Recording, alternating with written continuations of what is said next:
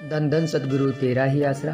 प्यारे सतगुरु जी की प्यारी साध संगत जी, आप सभी का हार्दिक स्वागत है हमारे YouTube चैनल अनमोल वचन में। हम आप सभी के लिए एक रूहानियत से भरा हुआ करिश्मा लेकर आए हैं। सभी साध संगत जी ने इस रूहानियत से भरे हुए करिश्मे को पूरा सुनना है, साथ साथ सुमिरन करना है जी। और आप सभी के चरणों में एक हाथ जोड़कर विनती है कि जिस तरह से हम अपने लिए तो शहंशाह जी से हर वक्त कुछ ना कुछ मांगते रहते हैं और उसके लिए हम सुमिरन भी करते हैं, लेकिन हमने एक नई शुरुआत की है कि हम हर वीडियो के लास्ट में शहंशाह जी की अच्छी सेहत के लिए 1 या 2 मिनट का सिमरन ज़रूर किया करेंगे। ये आप सभी ने हमारे साथ मिलकर इस मुहिम को आगे बढ़ाना है और इसमें हमारा साथ देना है जी। तो पहले आप वीडियो देख लिया करें, उसके बाद में लास्ट में आप हमेशा हमारे साथ 1 या 2 मिनट का सिमरन, जैसा भी हम वीडियो में बताएंगे उसके अनुसार 1 या 2 मिनट का सिमरन शहंशाह जी की अच्छी सेहत के लिए ज़रूर किया करेंगे।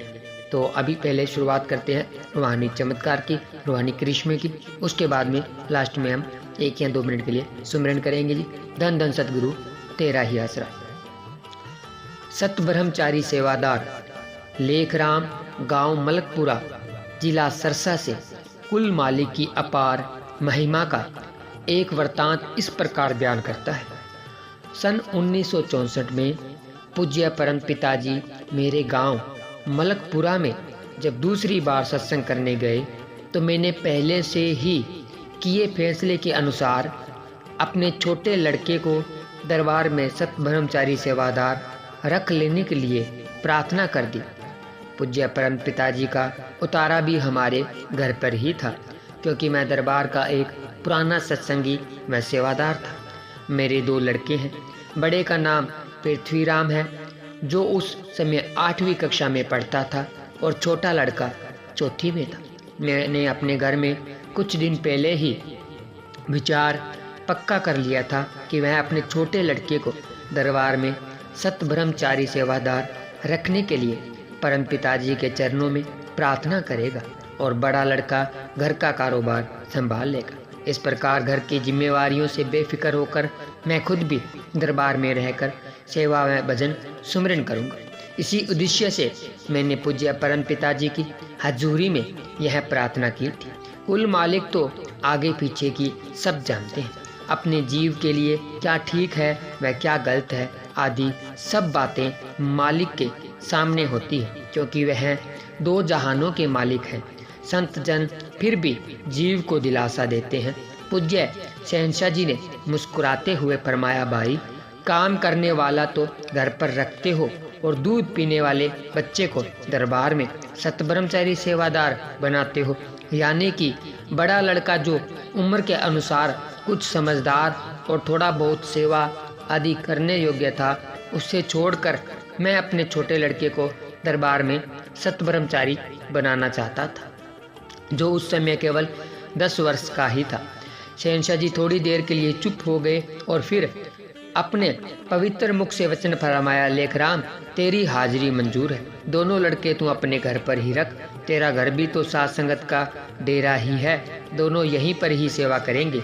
थोड़ी देर रुकने के बाद सच्चे पातशाह जी ने फरमाया, भाई छोटा लड़का ही तुम्हारा काम करेगा, बड़ा तो दूसरों का मोहताज, दूसरों पर निर्भर रहेगा।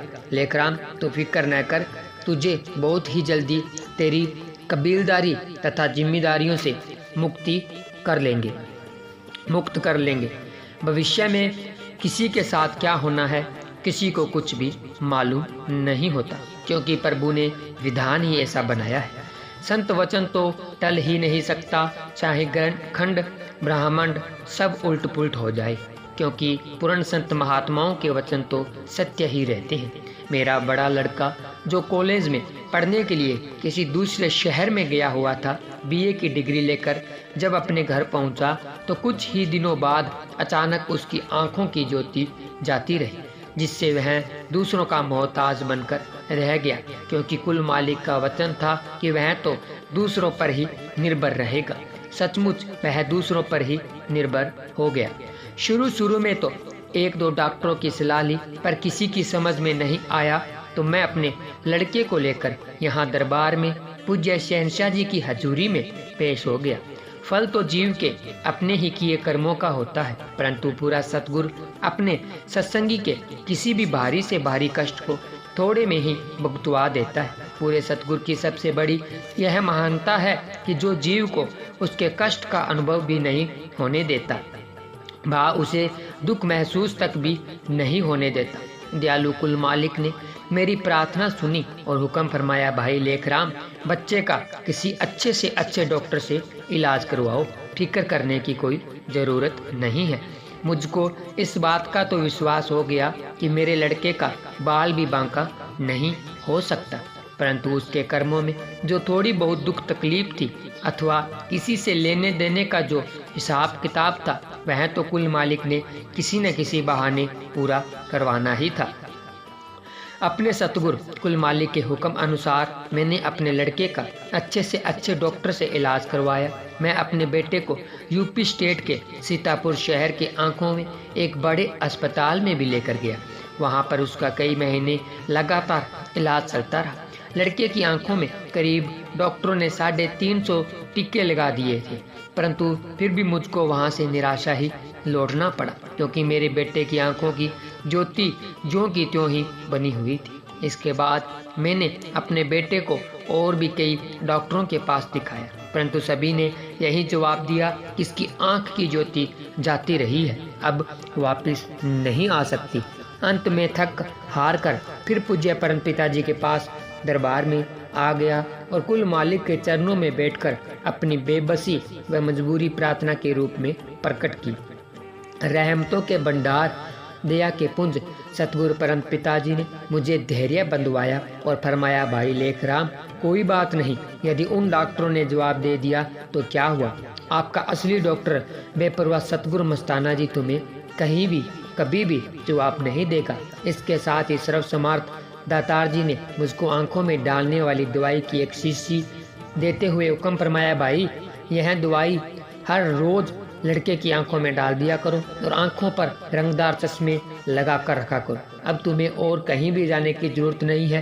कुल मालिक बेपरवाह मस्ताना जी की मेहर से लड़के की आंखें जल्दी ठीक हो जाएगी, घबराने की कोई बात नहीं है। मेरे यह प्रार्थना करने पर कि मेरा लड़का पृथ्वीराम कोई काम धंधा अथवा नौकरी आदि तो कर नहीं सकता, इस संबंध में पूज्य शहंशाह जी ने फरमाया, भाई इसे नौकरी की क्या जरूरत है, इसके आगे तो कई नौकर काम किया करेंगे। परम पिताजी के हुक्म से रोजाना दवाएं डालने तथा आंखों पर रंगदार चश्मा चढ़ाए रखने से मेरे बेटे की आंखें दिनों में ही ठीक हो गई। कुछ दिनों बाद उसने फरीदाबाद शहर में एक फैक्ट्री लगा ली। परम पिताजी वालिदो जहान कुल मालिक के हुक्म अनुसार वह तो केवल फैक्ट्री की देखभाल करता, बाकी सारा काम तो उसके नौकर ही करते हैं। मालिक समय सर्व समाध्य और सब कुछ उसके हुक्म में ही है। मेरे अंदर जो आंतरिक इच्छा थी कि वह घर परिवार की जिम्मेदारियों से मुक्त होकर सतगुरु जी के दरबार में ही सेवा करेगा, मालिक जी ने समय अपनी दया मेहर से वैसा ही साधन बना दिया। परम पिताजी के हुक्म से देखते ही देखते उसका छोटा लड़का इतना जवान व समझदार हो गया कि उसने घर परिवार व खेत आदि की सारी जिम्मेवारी खुद संभाल ली। कुल मालिक ने अपनी कृपा से मुझको मेरे परिवार की जिम्मेवारियों से बहुत जल्दी आज़ाद करवा दिया और अपने दरबार का पक्का सेवादार, सत ब्रह्मचरी सेवादार बना लिया। अब मैं मालिक के हुक्म में रहकर सच्ची हार्दिक भावना से दरबार की सेवा करता हूँ। बाकी समय भजन सुमरन में लगाकर अपने जीवन को सफल बना रहा हूँ। धन धन सतगुरु तेरा ही आसरा, धन धन सतगुरु तेरा ही आसरा। प्यारे सतगुरु जी की प्यारी साध संगत, आप सभी ने रूहानियत से भरे हुए कृष्ण को सुना। अब आप सभी ने शहंशाह जी के पाक पवित्र चरणों में शहंशाह जी की अच्छी सेहत के लिए 1 मिनट का सिमरन करना है। सभी साध संगत जी ने ध्यान लगाकर, पूरा ध्यान लगाकर 1 मिनट का सिमरन करना है। नारे के साथ ही सिमरन की शुरुआत होगी और नारे के साथ ही सिमरन की समाप्ति होगी। जी, धन धन सतगुरु तेरा ही आसरा।